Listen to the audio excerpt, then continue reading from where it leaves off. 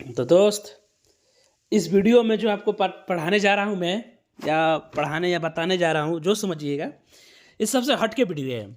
और मैं सोचा कि क्यों ना जो मैं आपको प्रैक्टिस करवाया हूँ हिंदी कृति का भाग 2 और क्षितिज भाग 2 का, उसका विश्लेषण में क्वेश्चन तैयार करूँ। विश्लेषण माने मिक्सचर क्वेश्चन, सभी पाठों में से ये जो क्वेश्चन मैं 35 क्वेश्चन टाइप किया हूँ, पहले बता दे रहा हूँ, ठीक है। तो बहुत ही अलग टाइप का है, सबसे हट के अलग टाइप का। ऐसा मतलब शायद ही कोई पढ़ाया होगा आपको यूट्यूब पर, 2-4 लोग पढ़ाए होंगे, चलिए बढ़िया है, पर मैं भी आप लोग को हट के टाइप दे रहा हूँ। हेलो दोस्तों, नमस्कार। मेरे YouTube channel science study blog में आप सभी का स्वागत है। तो कैसे हैं आप लोग? आशा करता हूँ आप सब लोग ठीक होंगे, मस्त होंगे, व्यस्त होंगे। देखते हैं 35 क्वेश्चन में आप लोग कितना क्वेश्चन टच कर पाते हैं, ठीक है। बाकी कमेंट करके बताना कि चैप्टर, पहले कमेंट करके जरूर भाई मेरे लिखना, जो मेरे वीडियो को देखेंगे जरूर मेरे भाई लोग कमेंट करना कि आपको ये सीरीज कैसा लगा, ठीक है। पार्ट 1 है इसके बाद पार्ट 2 आएगा।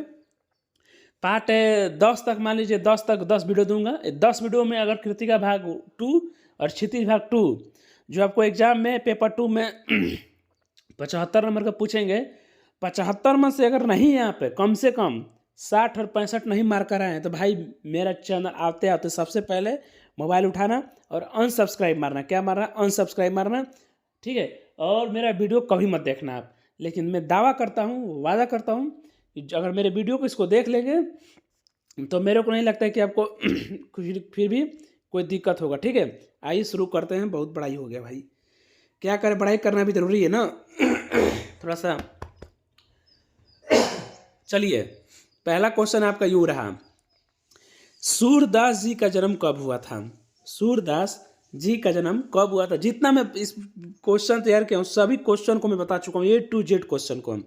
तो पहला क्वेश्चन मैं शुरुआत करता हूँ प्रभु श्री राम के नाम से, और पहला क्वेश्चन आप लोग कमेंट करके हमें बताना। पहला क्वेश्चन का आंसर मैं कमेंट में जानना चाहता हूँ, सूरदास जी का जन्म कब हुआ, ठीक है।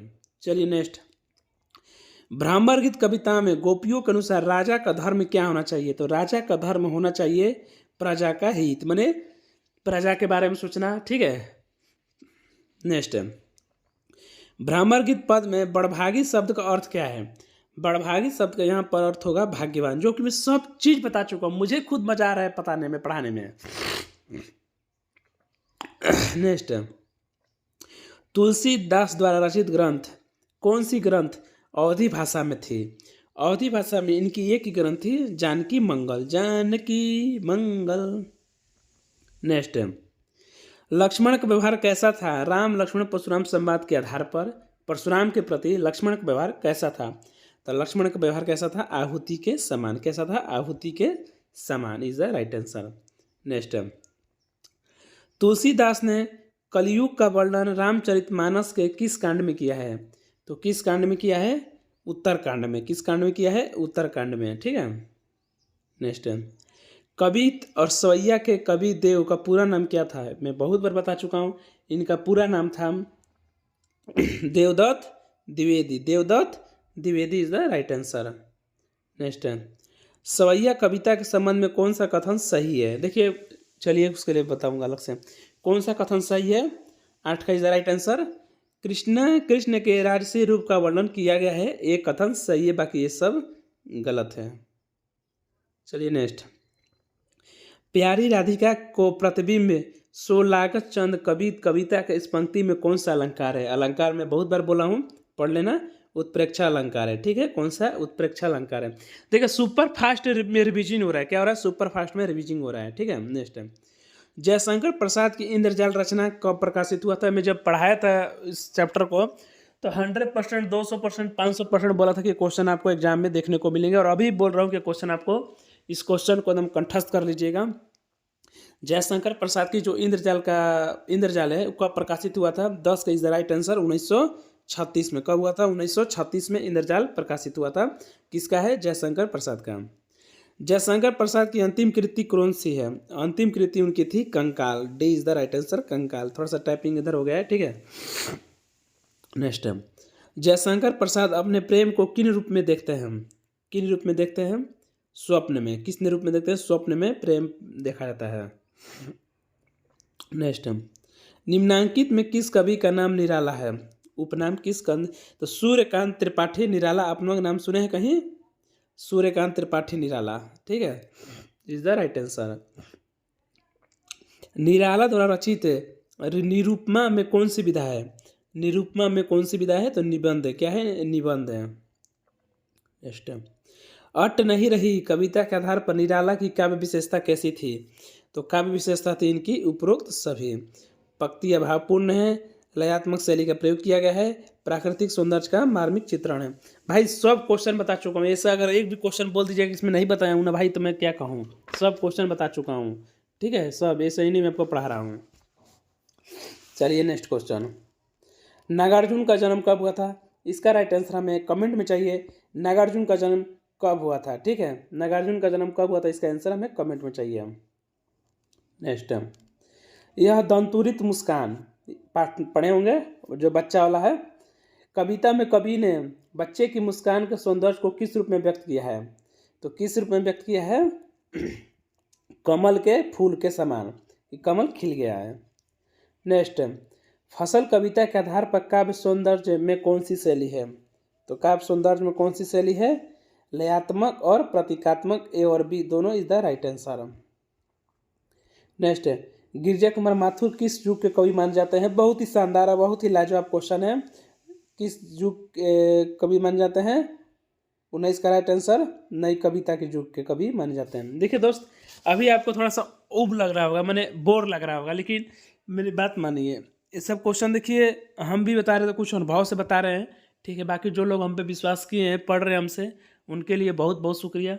बाकी जो लोग नहीं पढ़ रहे हैं उनसे कोई दिक्कत नहीं है, लेकिन इतना जान लीजिए कि एक बार बस भरोसा करके देखिए, सबसे हटकर सबसे अलग बताऊंगा, सबसे रिजल्ट आपका धांसू दिलवाऊंगा मैं।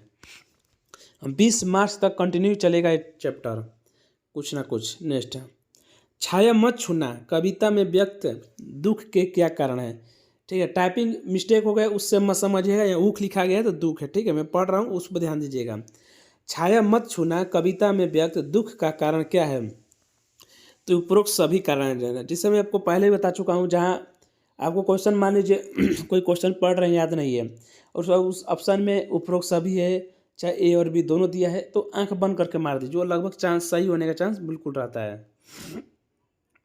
नेक्स्ट, गिरजा कुमार माथुर ने अपनी काव्य संग्रह मंजीर की भूमिका किससे लिखवाई थी? तो किससे लिखवाई थी? निराला जी से लिखवाई थी, ठीक है, निराला जी से लिखवाई थी। सूरत निरत किसकी रचना है? सूरत निरत किसकी रचना है? तो नागार्जुन, सॉरी, सूरत निरत किसकी रचना है? ऋतुराज की रचना है, ठीक है, ऋतुराज की, सॉरी मिस्टेक हो गया, ऋतुराज की रचना है सूरत निरत। टाइपिंग मिस्टेक हो जाता है भाई, इतना क्वेश्चन अब पता है, इतना क्वेश्चन टाइप करने में ना हाथ तो दर्द करता ही है। मतलब समझ लीजिए कि आपको 10 मिनट का वीडियो देखने में मेरे को 1 घंटा समय लगता है, इसलिए कुछ नहीं, बस एक लाइक और एक सब्सक्राइब मांग रहा हूँ आपसे। थोड़ा सा ज़्यादा ही गला फंस रहा है। चलो नेक्स्ट है, विक्स की गोली खाना पड़ेगा मैं। कन्यादान कविता में माँ बेटी के बीच संबंध के बारे में कौन सा कथन सही है? इसका आंसर मान लीजिए नहीं पता है तो चुपचाप डी मार दीजिए, सही होगा बस। नेक्स्ट है, मंगलेश डबलार किस अखबार में संपादक के पद पर कार्यरत रहे? मैंने किस अखबार के में काम कर चुके हो? 25 का इधर राइट आंसर क्या होगा? जनसत्ता, जनसत्ता के रूप में काम किए हैं, ठीक है, जनसत्ता अखबार चलता था पहले। नेक्स्ट है, मंगलेश डबराल को किस काव्य संकलन के लिए साहित्य अकादमी पुरस्कार मिला था? किस काव्य के लिए मिला था? तो पहाड़ पर लालटेन, नहीं सॉरी, एक मिनट दोस्त, एक मिनट। मंगलेश डबराल को किस काव्य संकलन के लिए साहित्य अकादमी पुरस्कार मिला था? 26 का सी होगा, हम जो देखते हैं, हम जो देखते हैं। टाइपिंग इधर उधर हो गए, उससे बदतौती करने हैं। नेक्स्ट है, संगतकार कविता के आधार पर सप्तक का अर्थ क्या है? इसका आंसर कमेंट में बताना, बता चुका हूँ। चलिए नेक्स्ट, नेताजी का चश्मा कहानी के आधार पर फौजी वर्दी में मूर्ति देखते ही किसे याद आने लगती है? इसका भी आंसर बताना, कमेंट में बता चुका हूँ। नेताजी का चश्मा कहानी के आधार पर हवलदार साहब कितने दिन कंपनी के काम में के सिलसिले से कस्बे से गुजरना पड़ता था उनको? 29 का राइट आंसर बी, 15 दिन, ठीक है, 15 दिन तक, हर 15वें दिन, इसे याद रखिए। नेताजी का चश्मा कहानी में पान वाला उदास हो गया था क्योंकि कैप्टन मर गया था, कैप्टन मर गया था। नेक्स्ट,